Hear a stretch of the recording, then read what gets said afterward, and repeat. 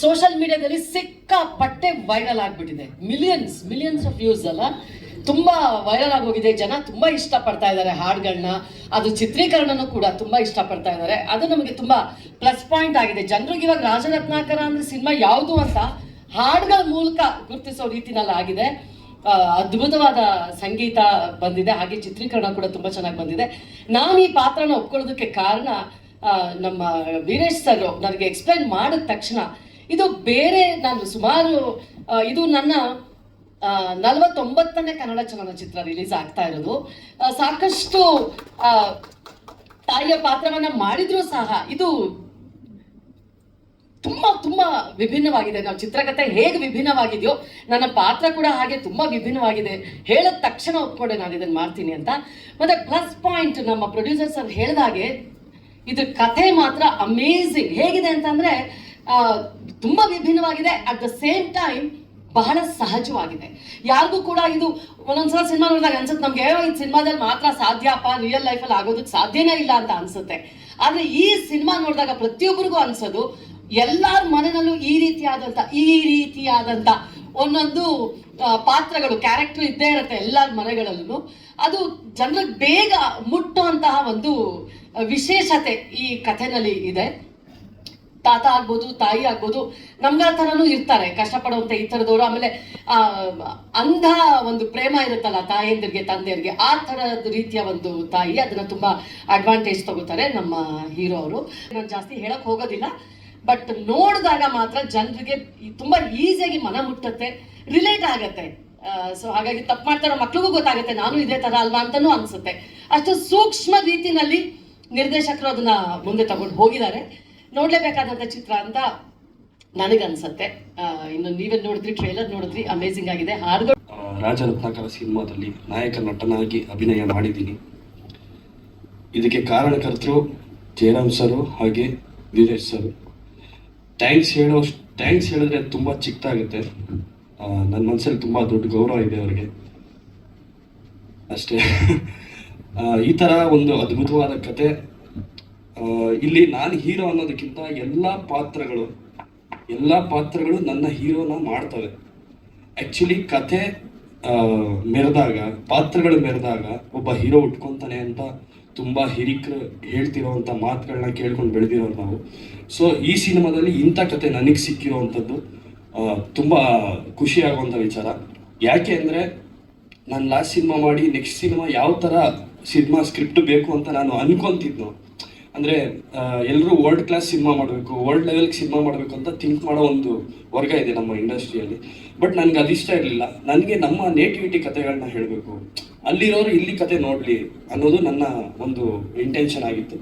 So ನಾನು ಬೆಂಗಳೂರು ನೇಟಿವಿಟಿಯಲ್ಲಿ ಹುಟ್ಟಿ ಬೆಳೆದು ಜೀವನ ನಡೆಸ್ತಿರೋ ಒಂದು ಹುಡುಗ ಆಗಿರೋದ್ರಿಂದ ನನಗೆ ಇಲ್ಲಿನ ಸೊಗಡನ್ನ, ಅಂದರೆ ಬೆಂಗಳೂರು ಅಂದ ತಕ್ಷಣ IT-BT, ನಿಮಗೆ ಮಾಲ್ಸು, ಪಬ್ ಕಲ್ಚರ್ ಮಾತ್ರ ಅಲ್ಲ, ಇಲ್ಲಿ ಇನ್ನೊಂದು ವರ್ಗನೂ ಇದೆ. ಆ ಥರ ವರ್ಗದವ್ರ ಕಥೆಗಳನ್ನ, ಆ ಥರ ಪಾತ್ರಗಳನ್ನ ಎಕ್ಸ್ಪ್ಲೋರ್ ಮಾಡಬೇಕು ಅನ್ನೋದು, ಆ ಥರ ಕಥೆನ ಮಾಡಬೇಕು ಅನ್ನೋದು ನನ್ನ ಇಂಟೆನ್ಷನ್ ಇತ್ತು. ಅದೇ ಟೈಮ್ಗೆ ವೀರೇಶ್ ಸರು ನಮಗೆ ಅದೇ ಥರ ನಾನೇನು ಅನ್ಕೊಂತ ಇನ್ನು ಅದೇ ಥರ ಕಥೆ ನರೇಟ್ ಮಾಡಿದ್ದು ತುಂಬ ಖುಷಿಯಾದಂಥ ವಿಚಾರ.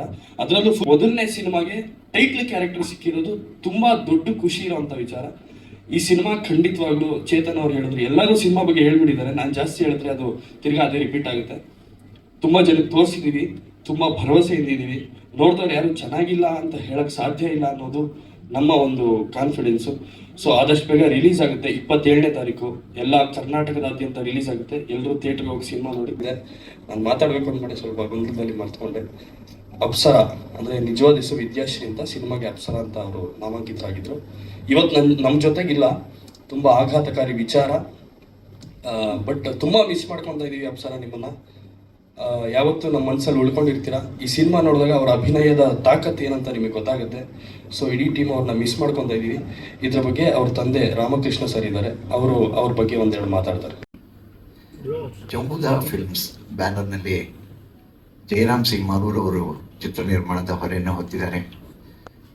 8 ಸಿನಿಮಾದಲ್ಲಿ ಸಹ ನಿರ್ದೇಶನ ಮಾಡಿ ಅನುಭವ ಇರುವಂಥ ವೀರೇಶ್ ಬೊಮ್ಮಸಾಗರ ಅವರು ಕಥೆಯನ್ನು ರಚನೆ ಮಾಡಿ ವಿಜಯ್ ಕಿತ್ತೂರ್ ಕಾಂತರಾಜ್ ಅವರ ಮುಖಾಂತರ ಸಂಭಾಷಣೆ ಬರೆಸಿ, ಒಳ್ಳೊಳ್ಳೆ ಹಾಡುಗಳನ್ನ ಬರೆಸಿ ಒಳ್ಳೆ ಚಿತ್ರವನ್ನು ತೆರೆಗೆ ತಂದಿದ್ದಾರೆ.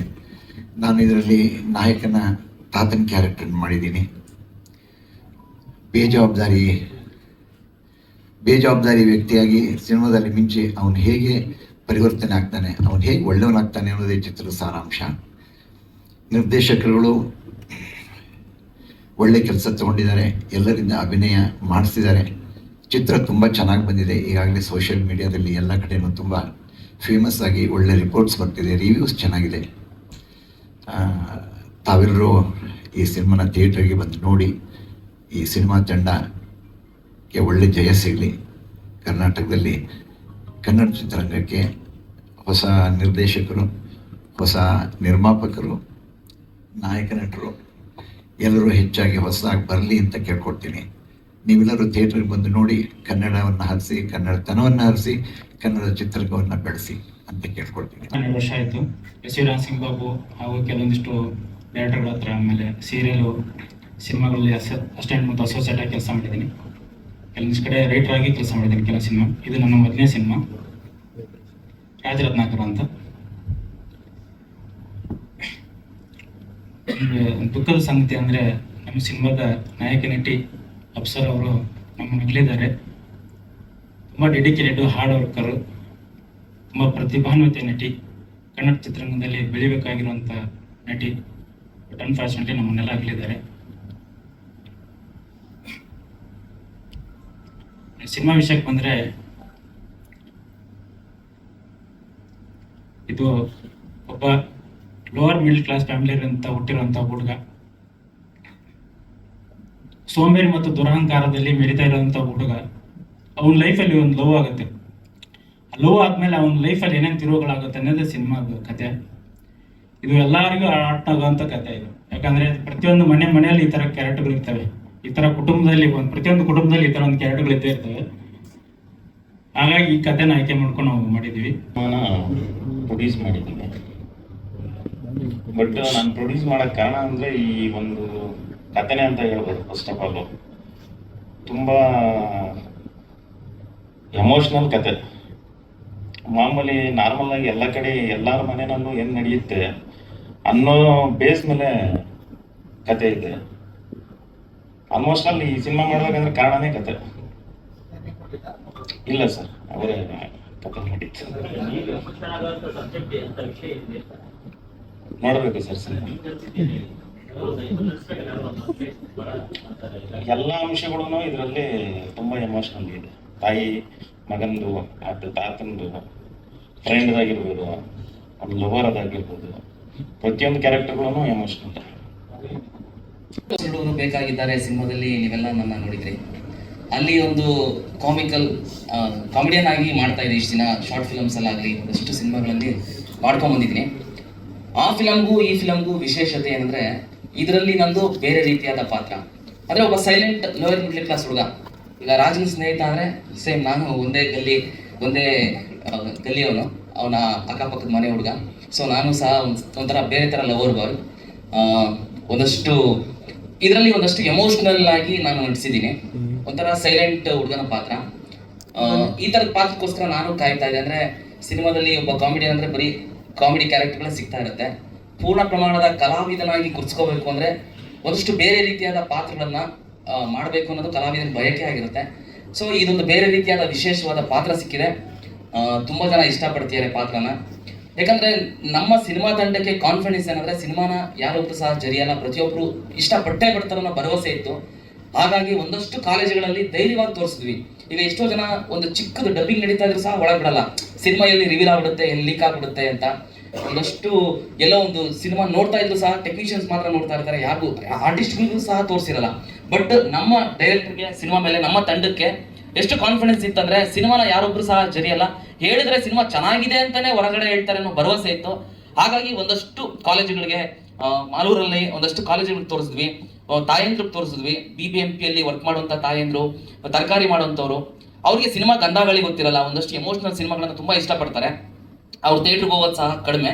ಸಿನಿಮಾನ ಜಡ್ಜ್ ಮಾಡೋವಂಥದ್ದು ಅವ್ರಿಗೆ ಗೊತ್ತಿರಲ್ಲ. ಎಮೋಷನಲ್ ಸಿನಿಮಾಗಳು, ಕತೆ ಚೆನ್ನಾಗಿತ್ತು ಅಂದರೆ ಮನಸ್ಪೂರ್ವಕವಾಗಿ ಇಷ್ಟಪಡ್ತಾರೆ. ಆ ಥರದ ತಾಯಂದ್ರಿಗೆ ಮೊನ್ನೆ ತಾನೇ ಚಾಮುಂಡೇಶ್ವರಿ ಸ್ಟುಡಿಯೋದಲ್ಲಿ ತೋರಿಸಿದ್ವಿ. ಒಂದಷ್ಟು ಪತ್ರಿಕೆಯವರು ಬಂದಿದ್ರು. ಪ್ರತಿಯೊಬ್ಬರು ಸಹ ಸಿನಿಮಾನ ಇಷ್ಟಪಟ್ಟರು. ಅಂದರೆ ಆ ಕಾನ್ಫಿಡೆನ್ಸ್ ನಮಗಿತ್ತು, ಸಿನಿಮಾನ ಪ್ರತಿಯೊಬ್ಬರು ಇಷ್ಟಪಡ್ತಾರೆ ಅಂತ. ಯಾಕಂದರೆ ಇದು ಮನೆ ಕತೆ. ಬೇರೆ ಒಂದು ಯಾವುದು ತುಂಬಾ ಯೋಚನೆ ಮಾಡುವಂತ ತಲೆ ಕೆಡ್ಸ್ಕೊಂಡು ನೋಡುವಂತ ಸಿನಿಮಾ ಏನೂ ಅಲ್ಲ. ತುಂಬಾ ಮನಸ್ಸಿಗೆ ಹತ್ರವಾಗುವಂತ ಕತೆ, ಇಷ್ಟವಾಗುವಂತ ಸಿನಿಮಾ. ಪ್ರೊಡ್ಯೂಸರ್ ಸರ್ ಹೇಳ್ದಂಗೆ ಕೇಳ್ತಾ ಇದ್ರೆ ಒಂದು ಕಣ್ಣಲ್ಲಿ ನೀರು ತರಿಸುತ್ತೆ. ತುಂಬಾ ಚೆನ್ನಾಗಿ ಹತ್ರ ಆಗುತ್ತೆ. ಫ್ಯಾಮಿಲಿ ಸಮೇತ ನೋಡುವಂತ ಸಿನಿಮಾ. ಎಲ್ಲೂ ಸಹ ಒಂದು ಚಿಕ್ಕದಾಗಿ ಡಬಲ್ ಮೀನಿಂಗ್ ಇಲ್ಲ, ಮುಜುಗರ ಆಗುವಂತ ಯಾವುದೇ ಸೀನ್ ಇಲ್ಲ. ಹತ್ರವಾಗುವಂತ ಕತೆ. ಆ ಥರ ಸಿನಿಮಾದಲ್ಲಿ ನಟಿಸಿರೋದಕ್ಕೆ ನನಗೂ ಖುಷಿ ಇದೆ. ಜಯರಾಮ್, ಈ ಒಂದು ಕ್ಷಣ ನಾನು ಫಸ್ಟ್ ಟೈಮ್ ಫಿಲಿಮಲ್ಲಿ ತೋರಿಸಿದ್ರು. ಆ ಒಂದು ಚಾಮುಂಡಿ ಸ್ಟುಡಿಯೋನಲ್ಲಿ ತೋರಿಸಿದಾಗ ಪೂರ್ತಿ ಫಿಲಿಮ್ ನಾನು ನೋಡಿದೆ. ಸೊ ನಮ್ಮ ಮಗಳು ಅನ್ನೋದಕ್ಕಿಂತ ಒಬ್ಬ ಕಲಾವಿದೆಯಾಗಿ ಹುಟ್ಟಿದ್ದು. ಸೊ ಅವಳ ಕೊಡುಗೆ ಇನ್ನೂ ತುಂಬ ಕರ್ನಾಟಕಕ್ಕೆಲ್ಲ ಇಡೀ ಹಲವಾರು ಭಾಷೆಗಳು ಕೂಡ ನಟಿಸ್ಬೇಕು ಅನ್ನೋ ಆಸೆ ಕೂಡ ಇತ್ತು. ಹಾಗೆ ನಾವು ಮಂಡ್ಯದವರು, ಜಾನಪದ ಒಂದು ಲೋಕದ ಇದರಲ್ಲಿದ್ದವರು. ನನ್ನ ಮಗಳಿಗೆ ಒಂದು ಆ್ಯಕ್ಟ್ ಮಾಡಬೇಕು ಅನ್ನೋದು ತುಂಬ ಹೃದಯದಿಂದ ಅವಳಲ್ಲಿ ಆತ್ಮ ಇದರಿಂದ ಇತ್ತು. ಯಾಕೆ ನಾವು ಬೇಡಮ್ಮ ನೀನು ಇರೋದೇ ಒಬ್ಬ ಮಗಳು ಬೇಡ ಅಂತ ಅಂದ್ರೂ ಕೂಡ ಅವಳು ಆಸೆ ಪಟ್ಟಂಗೆ ಒಂದು ಏನು ಆ್ಯಕ್ಟ್ ಮಾಡಿದ್ದಾಳೆ. ಅವಳ ಮನಸ್ಸಲ್ಲಿ ಇರೋದನ್ನ ಒಂದು ಕಲೆನ ಎಲ್ಲೋ ಬಚ್ಚಿಕ್ಕಳ್ದಂಗೆ, ಎಲ್ಲೋ ಇದನ್ನು ಅದಕ್ಕೆ ಮೋಸ ಮಾಡ್ದಂಗೆ ತುಂಬ ಚೆನ್ನಾಗಿ ಮಾಡಿದ್ದಾಳೆ. ಒಂದು ಸೀನಲ್ಲಿ ಬರ್ಬೇಕು. ನಾನು ಫಸ್ಟ್ ಟೈಮ್ ಅವಳು ಬಂದರೆ ಒಂದು ಸೀನಲ್ಲಿ ಹಾಡಲ್ಲಿ ನೋಡಿದಾಗ ನಮಗೆ ಹೆದೆ ಜಲ್ಲನ್ನುತ್ತೆ. ಆದರೆ ಏನೋ ದುರಾದೃಷ್ಟ, ನಮಗೆ ಅವ್ರ ಜೊತೆಲಿ ಇರುವಂಥ ಪುಣ್ಯ ನಮಗೆ ಇರಲಿಲ್ಲ ಅನಿಸುತ್ತೆ. ಆದರೂ ಕೂಡ ಇಲ್ಲಿ ಈ ವೇದಿಕೆ ಮೇಲೆ ನಮ್ಮನ್ನು ಕರ್ತಂದು ನಿಲ್ಲಿಸಿದ್ದಾಳೆ ಆ ಮಗಳು ಇಲ್ಲಿ ಬಂದು ಈ ಪಾತ್ರನ ಮಾಡಲಿಕ್ಕೆ ಅವಕಾಶ ಮಾಡಿಕೊಟ್ಟಂಥ ವೀರೇಶ್ ಸರು ಮತ್ತು ಇನ್ವೆಸ್ಟ್ಮೆಂಟ್ ಮಾಡಿದಂಥ ಜಯರಾಮ್ ಸರು, ಹಾಗೆ ಇಲ್ಲಿ ಪಾತ್ರದಲ್ಲಿ ಎಲ್ಲರೂ ಕೂಡ ನಾನು ನೋಡ್ದಂಗೆ ಈ ಫಿಲಿಮ್ನ ಕನ್ನಡಿಗರು ಹಾಗೂ ತಾಯಂದಿರು ಹಾಗೂ ಎಲ್ಲ ಥರದ ನಮ್ಮ ಬಂಧು ಕಲಾವಿದರು ಎಲ್ಲ ನೋಡಿ ಈ ಫಿಲಿಮ್ನ ಸಕ್ಸಸ್ ಮಾಡ್ತಾರೆ ಅಂತ ಅವ್ರಿಗೆ ನನ್ನ ಮಗಳು ಇಲ್ಲ ಈ ವೇದಿಕೆ ಮೇಲೆ ಬರೋ ಅಂಥ ಒಂದು ಸನ್ನಿವೇಶ ಇದ್ದಿದ್ದು ನಾವು ಕಳ್ಕೊಂಡಿದ್ದೀವಿ. ಹಾಗಾಗಿ ಅವಳ ಪರವಾಗಿ ನಾನು ಹೇಳ್ತೀನಿ, ಕನ್ನಡಿಗರು, ಈ ನಾಡಿನ ತಂದೆ ತಾಯಿಗಳು ಮತ್ತು ಕಲಾವಿದರು ಈ ಚಿತ್ರೀಕರಣ ನೋಡಿ ಸಕ್ಸಸ್ಫುಲ್ ಮಾಡ್ತಾರೆ ಅಂತ ನನ್ನ ಭಾವನೆ ಇದೆ. ಯಾಕೆಂದರೆ ಅವಳು ಕನ್ನಡಿಗರಿಗೆ ನಾವು ಆ್ಯಕ್ಟ್ ಮಾಡಿ ತೋರಿಸ್ಬೇಕು, ಮುಂದೆ ಚೆನ್ನಾಗಿ ಬೆಳಿಬೇಕು ಅಂತ ಅವ್ರ ಆಸೆ ಇತ್ತು.